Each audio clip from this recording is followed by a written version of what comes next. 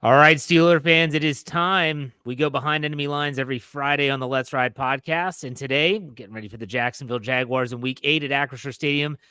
From the Jaguar Report, John Shipley. John, how's it going? Hey, it's going good, my friend. How you doing? Doing great. John covers the Jaguars for Fans First Sports Network. I appreciate you taking the time. And, the one thing, I feel like the Jaguars are very much similar to the Steelers, not in all areas. We'll put it that way.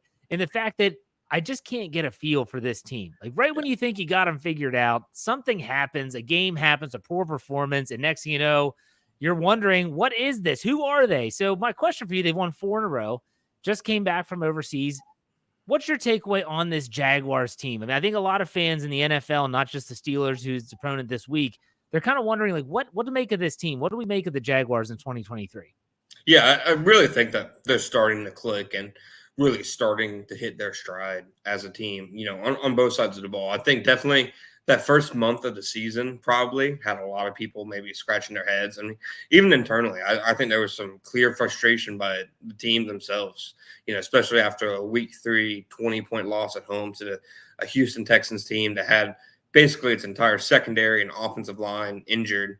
I think that really did wake them up a good bit. I mean, even players have spoken to it the last couple of weeks that they started off the season basically thinking they could roll out of bed and hang with any team. And after getting punched in the mouth by the Texans, it just seems like they've really picked up on, the energy, the overall consistency. It feels like that was a wake-up call type loss for them. So the last month of the season, last 3 games, they've been, incredibly consistent. Each game has kind of had the same tell, a strong defense, a strong run defense, a lot of turnovers, and an offense that still probably isn't like as high powered as they would hope to be or as they were supposed to be coming into the season. But I also think some optimism you can find in that is you look across the NFL and there's not a lot of prolific offenses right now. Yeah. Even the best one, Miami, has still had 2 games on their schedule where they just have had complete clunkers.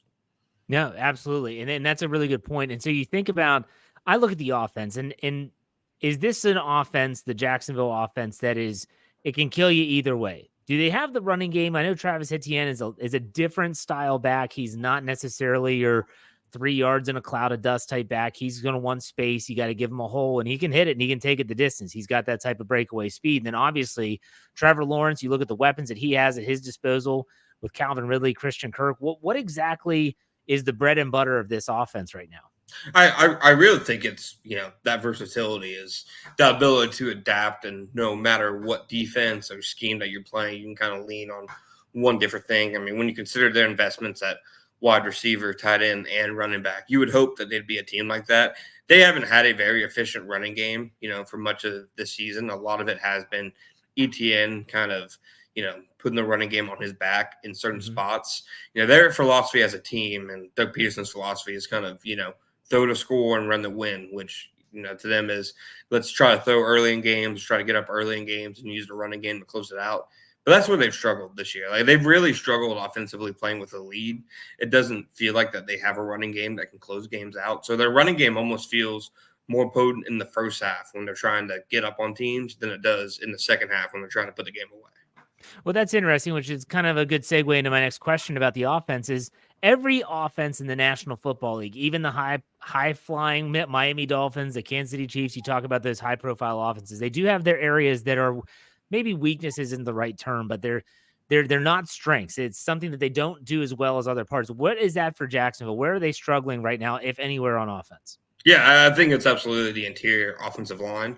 I think you can look at either, pass pro or run blocking. I think that's the spot on the offense that has really kind of thrown a wrench into things. They've really kind of turned Trevor Lawrence and the passing game in general into a quick hitting type of system and really trying to decrease, his time to throw, try to get the ball off his hands quickly. And I firmly believe it's because of the interior offensive line struggles and their inability to hold up in protection for long developing plays. Brandon Sheriff, he's been a good right guard his entire career. And, he's obviously well respected in Jacksonville, but he's battled 2 ankle injuries already. And it's, week 8. So he clearly isn't playing 100%. Luke Fortner, second year, 3rd round pick. It feels like all the positives for him are things that you don't really see on film or can quantify. They're always like, oh, he does a great job setting protections. He's really smart, etc.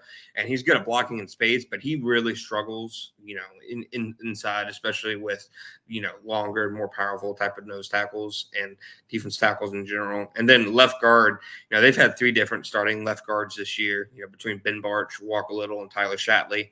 Shatley is like a really good glue guy who can play guard and center in a pinch, but he's kind of like the Gardner Minshew of offensive linemen. Like if he has to go in at halftime of a game, yeah, that's perfectly fine. But you don't want him starting for like 4 or 5 weeks in a row.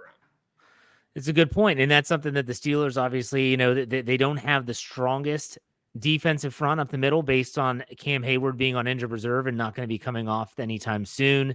Young Keanu Benton might be a name to watch out for.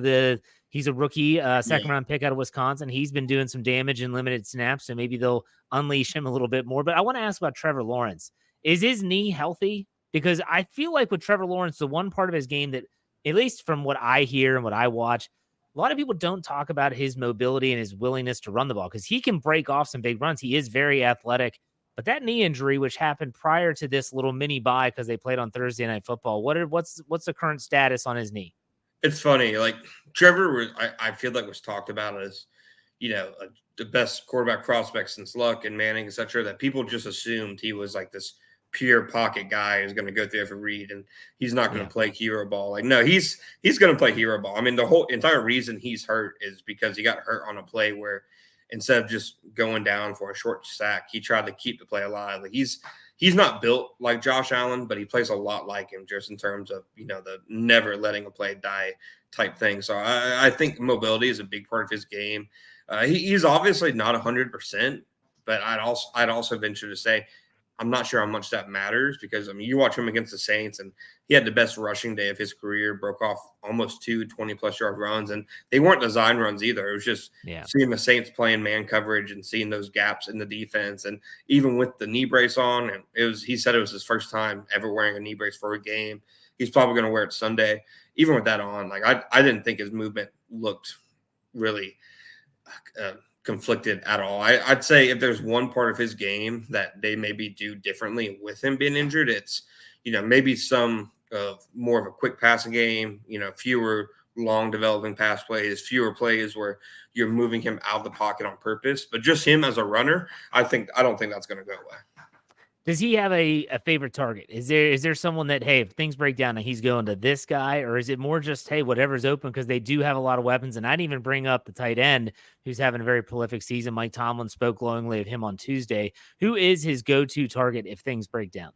Yeah, I think he has a couple different guys, and he always, in my opinion, does a good job of finding the open guy on a certain play. He sees the field really well. So I don't think he's, looking to one guy specifically, but I will say, over the last 2 years in Doug Peterson's system, Christian Kirk and Evan Ingram have kind of been, the glue guys of the offense. They've been the guys that he's been able to go to time and time again in big moments. I mean, Thursday Night Football, Kirk basically, won them the game with a 44-yard catch and run. And Kirk is somebody who they love targeting in the slot against teams who are, similar to Pittsburgh, teams who blitz, play a decent amount of man coverage. Those are the teams that they like targeting Kirk a lot because Lawrence trusts that he's going to get open and get open quickly underneath.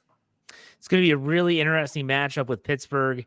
They're not used to going against teams, especially in the AFC North, that don't necessarily want to lean on that ground game. You talk about your Clevelands, your Baltimores, even Cincinnati. They want to establish the ground game. But it almost seems like they want to come out and throw the ball, open things up that way, which, hey, it works for them, but it'll be an interesting matchup. Let's go to in my opinion, the lesser known side of the Jacksonville Jaguars, which is the defensive side. And they're really good. And they're good top to bottom. And it's a situation where you mentioned the injuries in prior seasons and earlier this year. What is the status of their defense right now from a health standpoint? Yeah, I mean, the status of the defense is honestly they're getting guys back. I mean, Tyson Campbell, I feel like probably won't play this week. He's their best defensive back, probably their second or third best defender, depending on how you see Josh Allen and Foye Oluokun. But he's a really good player. I don't think he plays this week with a hamstring injury. you'll have second-year, seventh-round pick Monteric Brown in there opposite of Darius Williams. He's probably, the Saints tried to pick on him a good bit. They didn't find a lot of success at it, but they found some. But otherwise, it looks like there's a real chance Devon Hamilton might make his season debut this year. He's one of the lesser-known, more underrated interior defensive linemen in the NFL. He's a top-tier nose tackle in terms of run defense, but he also can provide a good push and some juice for the pass rush. They haven't had him all year because of a back injury, but he had, I've covered him his whole career. He had the best training camp of his life, this year. Before his back injury, he looked like he was about to have a career year. So that's big. They just got the one Smoot back, who has always been a key part of their pass rush rotation, and they haven't even eased him into things after an Achilles injury. He's played I want to say almost 90 snaps in the 2 games since returning. Wow. And then Devin Lloyd, the first-round pick last year, he missed both London games due to a thumb injury, but he's come back the last 2 weeks and has probably played, in my opinion, the 2 best games of his career. The only thing limiting is he's wearing a full-on cast, so he's dropped, I think, 3 interceptions in the last 2 games simply because of that. But otherwise, they're trending up. What is their bread and butter? I talked about that on the offensive side. Let's talk about it on the defense. What do they do the best? What is the thing they hang their hat on? Yeah, so you always hear that third down is the money down in the NFL, and there are so many defensive coordinators who are living to get the third down. But the Jaguars are the opposite. They see first down as the money down. They want to dominate teams on first down and force them into second and longs, third and longs. And so they really pride themselves on their run defense. Even a couple weeks ago, the Colts would come out in 11 personnel, so 3 receivers, and the Jaguars would stick with their 3-4, personnel and really force them into a heavy box regardless, because, they're daring teams to basically throw on them on first down because they're selling out so much against the run on first down. And they've been incredibly efficient at doing that so far. And then once they do get you into those third and longs, they have a lot of exotic blitz packages. They do a lot of stunting on third down. So basically they'll look very basic on first and second down. They'll basically load the box and try to stuff the run. And then on third down, that's where they try to get creative and, try to create pressure in their own way through scheme. Is the weakness in the secondary with the injuries? And you mentioned a 7th-round pick possibly getting the start, and that the Saints tried to target him. I'm sure that with the Pittsburgh Steelers, with Deontay Johnson, and you also bring in George Pickens, a very dynamic, big, tall, fast receiver, they might be thinking similar. Is that where the weakness would be on the defense? I do think so. I think that if Tyson Campbell is healthy, the weakness would be the pass rusher's depth. Okay. Josh Allen's having best year of his NFL career so far. He already has 7 sacks. I believe he's top 10 in pressures and win rate per PFF. But outside of him, they've basically got nothing in terms of pass rush. Last week, I think they had 19 pressures as a team, and Allen had 11 of them. So, he's basically putting the entire pass rush on his back. So I think a combination of that. I think if you can find a way to neutralize Allen, then you can find some plays in the passing game, because otherwise they just aren't getting home. And then they have a 7th-round pick out there at corner. Very similar to the Steelers playing against Aaron Donald last week in Los Angeles, with a defensive front that really is just Aaron Donald. If you can take him out, you might actually open up some things. It's easier said than done, as the Steelers found out last week, even though they were able to make enough plays to win. I have to bring this up because I normally don't with my guests, but last week I didn't say anything about special teams. The kicker for the Rams ends up missing 3 kicks, 2 field goals, and an extra point, ends up being a huge difference maker in the game. How are the Jaguars on special teams? So in week 3, they had one of the worst special teams games I've ever seen. They missed a kick, had a kick blocked, and almost returned for a touchdown, and then allowed a fullback to take a muffed kickoff for 85 yards for a touchdown. Other than that, everything could go wrong type game. They've been really good on special teams. Okay. They had 1 turnover on special teams last week where a practice squad guy who got elevated basically didn't hear the getaway call from the punt returner, and Doug Peterson attributed it to the crowd noise in the Superdome. Otherwise, they've been, Brandon McManus has elevated their kicker position. And a lot of people were surprised when they let go of last year's kicker, Riley Patterson, because he made a game winner against the Chargers, but they didn't trust his leg at all. And with McManus, he's made several kicks over 50 yards. They trust his range. Logan Cook's one of the more efficient punters in the league. They really pride themselves on that punt coverage units. Other than one horrific return against the Texans, they've had really good return units. So I think their special teams unit has been pretty consistent across the board outside of one day. The entire team probably wants back. Yeah, and then I just think, like I said, I normally don't bring it up, but after last week, I'm like, maybe I should start asking this question in these interviews based on the Well, fact that it matters. and last week they threw out a fake punt, pass, and the Oh, punter ends up picking 15 up yards. I think he's like done like 7 of those in his career, and he's like 7 of 7 or something like that. So that's he's a interesting. former high school quarterback. They're not afraid to let him air it out now and then. Hey, that's a good little nugget. I appreciate that. Now, I do have to ask you about predictions. Some people that have come on my show said, Jeff, I'm not going to do a numbers prediction. It's not my thing. That's fine. You don't have to. The current spread that I have in front of me is the Steelers getting 2.5 points at home, a home dog, with a total of 42 points. John, like I said, you don't have to give me a specific score, but you can just tell me, how do you see this game shaking out? Yeah, so I think it's going to be two, strong defensive teams, in general against each other. I think that the Jaguars, they're still shooting themselves in the foot a little too much on offense to put up a ton of points. I think, TJ Watt against a rookie right tackle and Anton Harrison will probably cause some issues.